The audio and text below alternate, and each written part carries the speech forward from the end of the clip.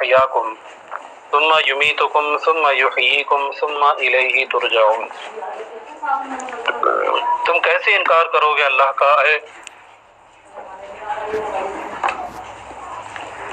اے مکہ والو، تم اللہ کا انکار کیسے کرتے ہو یا کیسے کر سکتے ہو؟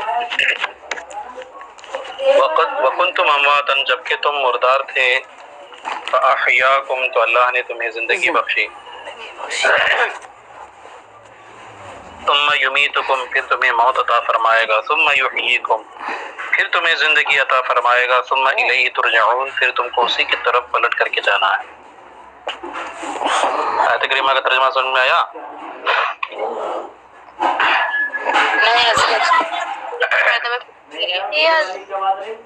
اللہ کا تم کیسے انکار کرتے ہو اے اہل مکہ، جبکہ تم مردار تھے تو اللہ نے تمہیں زندگی بخشی، پھر تمہیں موت عطا فرمائے گا اور پھر تمہیں زندگی بخشے گا، پھر تم کو اسی کی طرف پھیر دیا جائے گا۔ اس آیت کریمہ میں اہل مکہ کو خطاب کیا گیا ہے اور اس بات سے تعجب ظاہر کیا گیا ہے اور توبیخ کی گئی ہے کہ اتنے واضح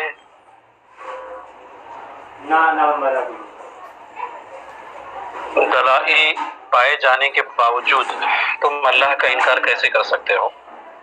خود اپنی ذات پر اگر غور کرو گے تو تمہیں واضح ہوگا کہ تم کو اللہ نے پیدا فرمایا جبکہ تمہارا نام و نشان تک نہیں تھا، تمہارے متعلق کوئی تصور تک نہیں تھا، جیسے کہ آج سے 100 سال پہلے ہمارا کوئی تصور تک نہیں تھا ہم پیدا ہوں گے، کچھ پتہ ہی نہیں تھا، کوئی سوچا تک نہیں تھا، بات سمجھ آ رہی؟ لیکن اس کے باوجود اللہ نے جو ہے زندگی بخشی، پھر اس کے بعد میں جب ہماری زندگی کا وقت ختم ہو جائے گا تو پھر ہمیں موت عطا کر دے گا۔ کوئی بھی انسان ہمیشہ نہیں رہتا، جب بھی اس کی زندگی ختم ہو جاتی ہے وہ مر جاتا ہے، مرنے کے بعد پھر اس کے بعد جب قیامت کا وقت آئے گا، سور پھونکا جائے گا تو پھر دوبارہ زندہ کیے جائیں گے، پھر اس کے بعد سارے انسانوں کو کیا ہے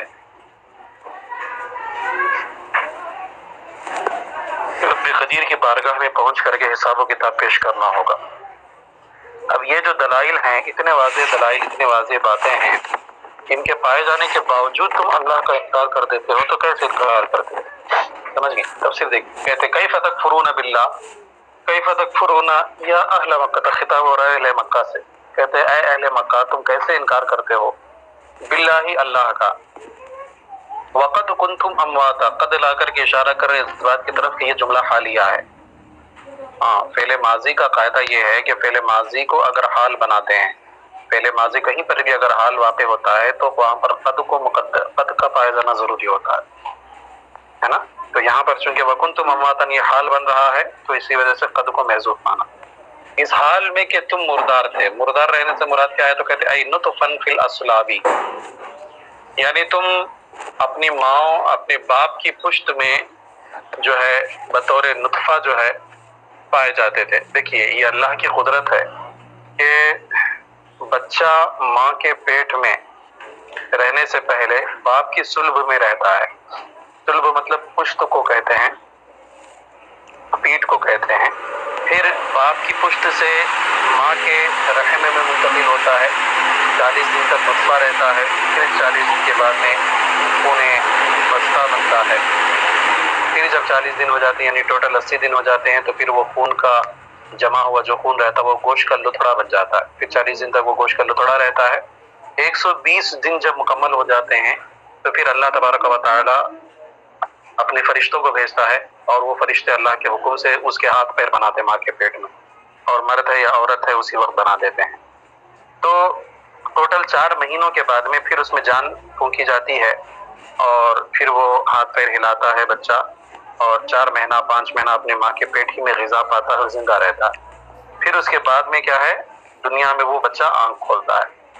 تو اللہ نے جو ہم کو زندگی بخشی ہے تو 2 جگہوں پر، سب سے پہلے ماں کے پیٹ میں، پھر اس کے بعد میں دنیا میں۔ کئی بچے ایسے ہوتے ہیں جن کو ماں کے پیٹ میں تو زندگی مل جاتی ہے لیکن ماں کے پیٹ ہی میں مر جاتے ہیں، مرے ہوئے پیدا ہوتے ہیں، یا زندگی دنیا میں آنے کے بعد چند لمحوں میں، کچھ گھنٹوں میں، کچھ دنوں میں، کچھ سال میں، کچھ مہینے میں جو ہے ختم ہو جاتے ہیں۔ تو بہرحال یہ اللہ کا فضل و احسان ہے کہ اس نے ہمیں پیدا فرمایا جبکہ ہمارا تصور تک نہیں تھا۔ تو یہاں پر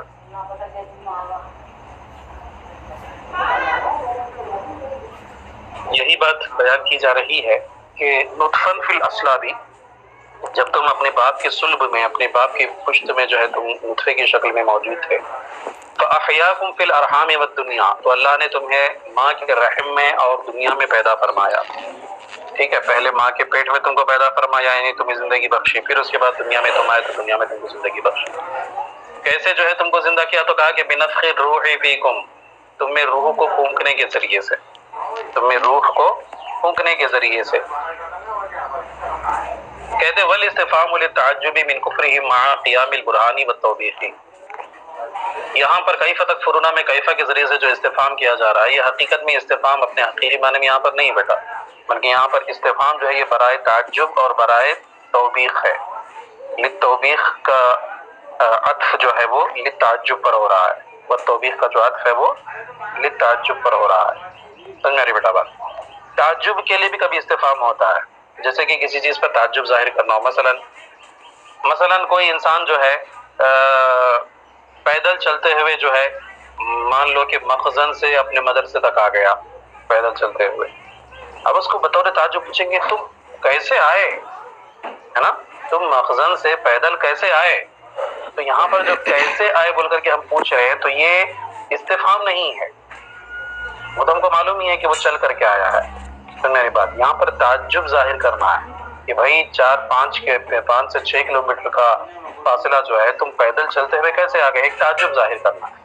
تو اسی طرح سے یہاں پر جو کہا جا رہا ہے کیف تکفرون باللہ، کہ تم اللہ کا کیسے انکار کرتے ہو، تو استفہام مراد نہیں ہے کہ تم اللہ کا کیسے انکار کرتے ہو، وضاحت کر کے بتاؤ ہم کو، نہیں، بلکہ یہاں پر کیا ہے، تعجب کیا جا رہا ہے کہ بھائی اتنے واضح دلائل ہونے کے باوجود تم اللہ کا انکار کرتے ہو، کیسے انکار کرتے ہو.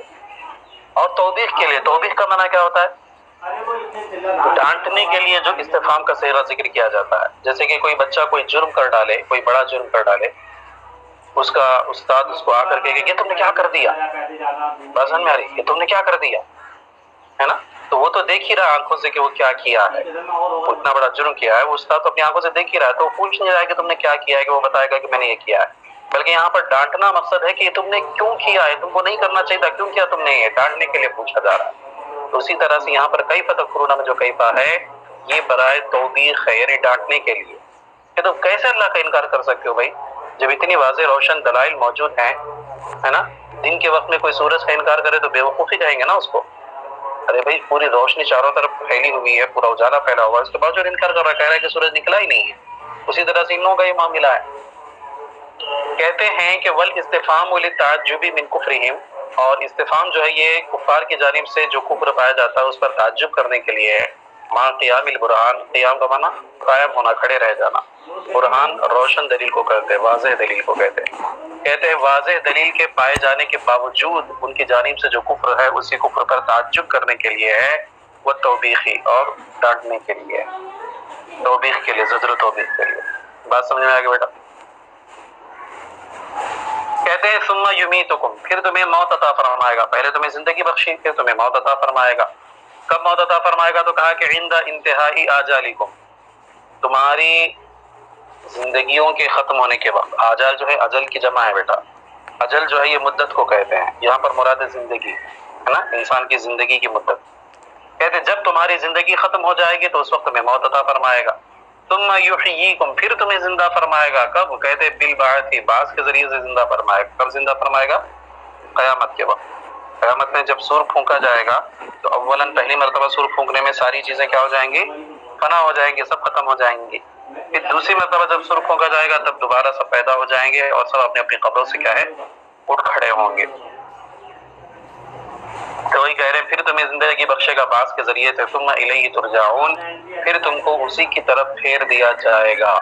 ثم الیہ، پھر اسی کی طرف ترجعون، تم کو لوٹا دیا جائے گا. ای تردون بعد البعث، یعنی تمہیں بعث کے بعد میں جو ہے پھیر دیا جائے گا، لوٹا دیا جائے گا. فیجازیکم باعمالکم، تو بس اللہ تبارک و تعالی تمہیں تمہارے اعمال کا بدلہ عطا فرمائے گا. بات سمجھ میں آ رہی ہے بیٹا؟ سب لوگ سن رہی ہیں نا؟ یا پھر جمعرات کی خوشی میں جو ہے خوشیاں منا رہی ہیں؟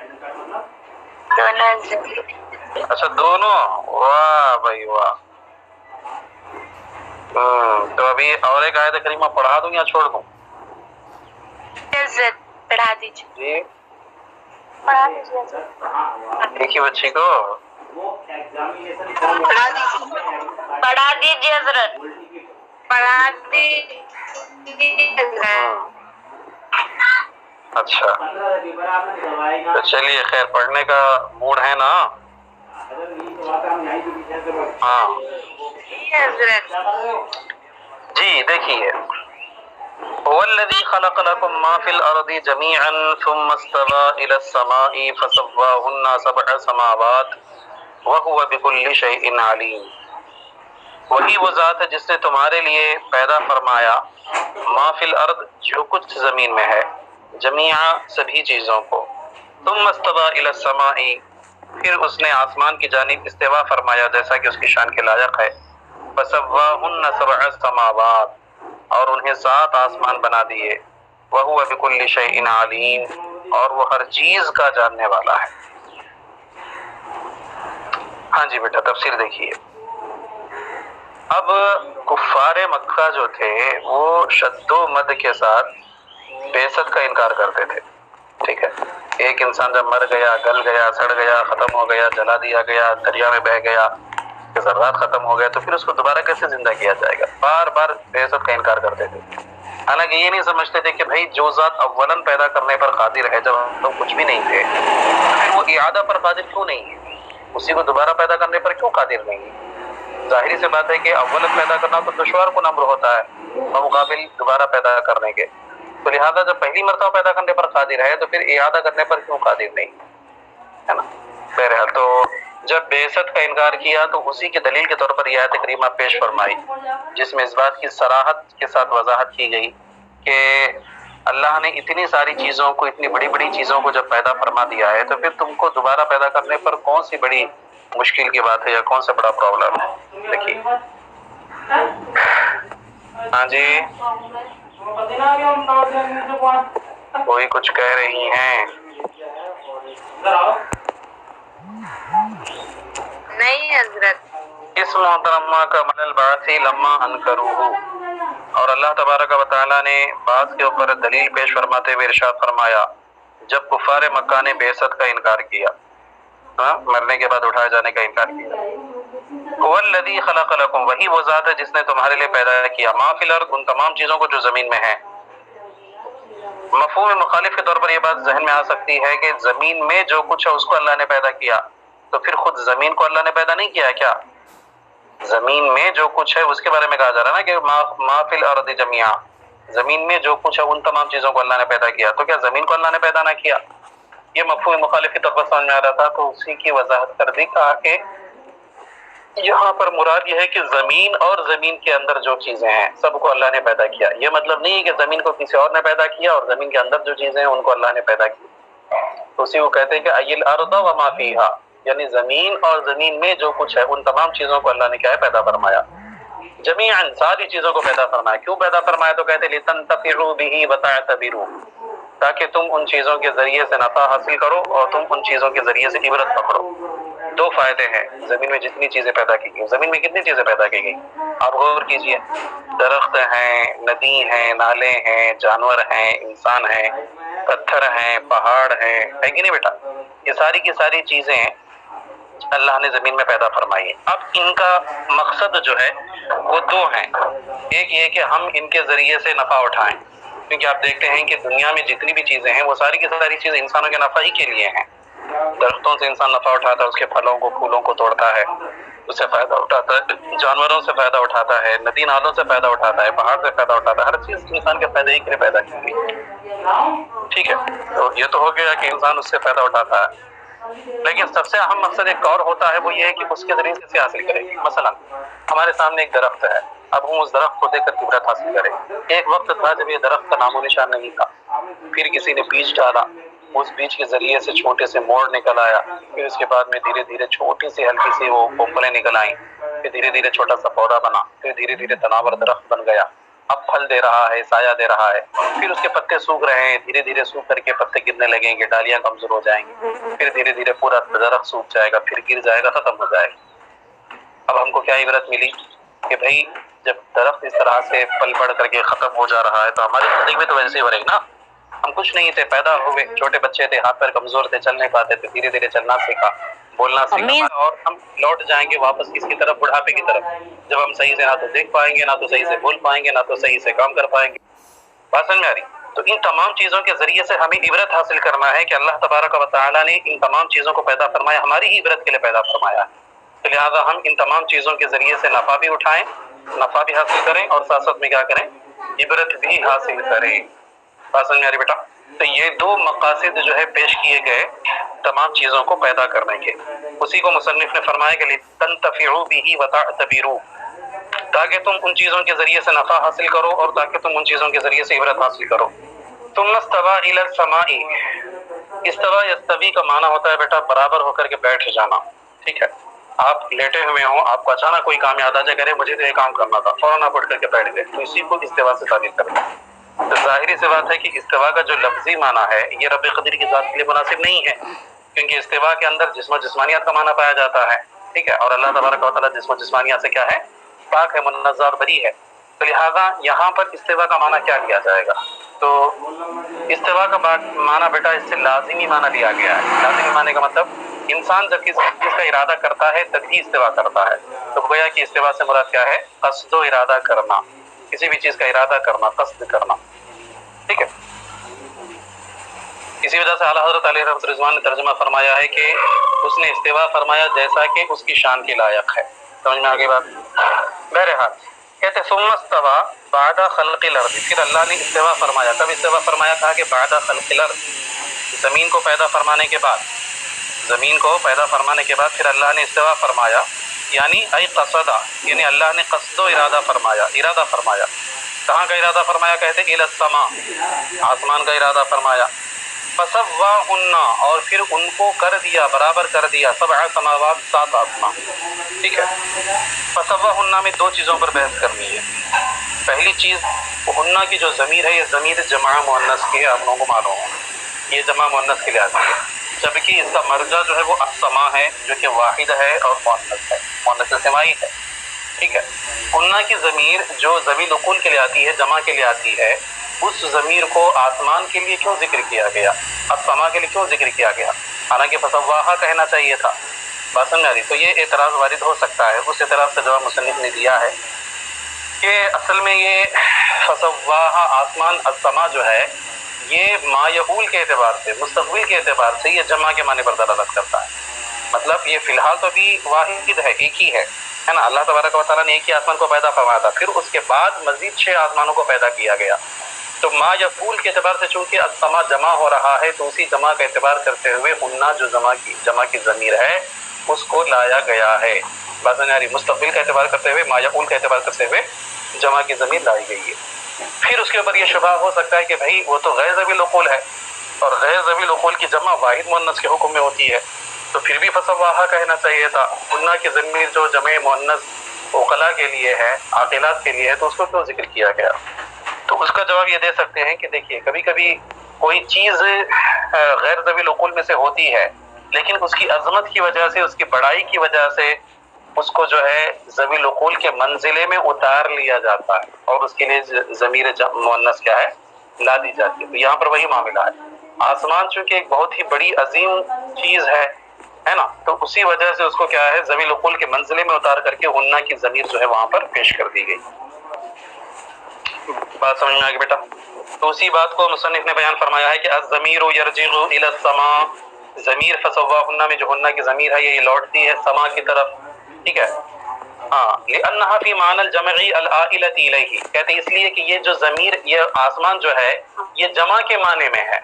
کیسے جمع کے معنی میں؟ تو کہتے ہیں العائلۃ الیہ، آل یتیل کا معنی ہوتا ہے کسی چیز کا کسی چیز کی طرف لوٹ جانا، پلٹ جانا، اس کی طرف لوٹنے کے اعتبار سے، مطلب ما یعول جس کو اردو میں کہتے ہیں مستقبل کے اعتبار سے، جیسے کہ آپ لوگ ابھی عالمہ فاضلہ بنی نہیں ہیں، بننے والی ہیں 6-7 مہینے کے بعد، لیکن ما یعول مستقبل کا اعتبار کرتے ہوئے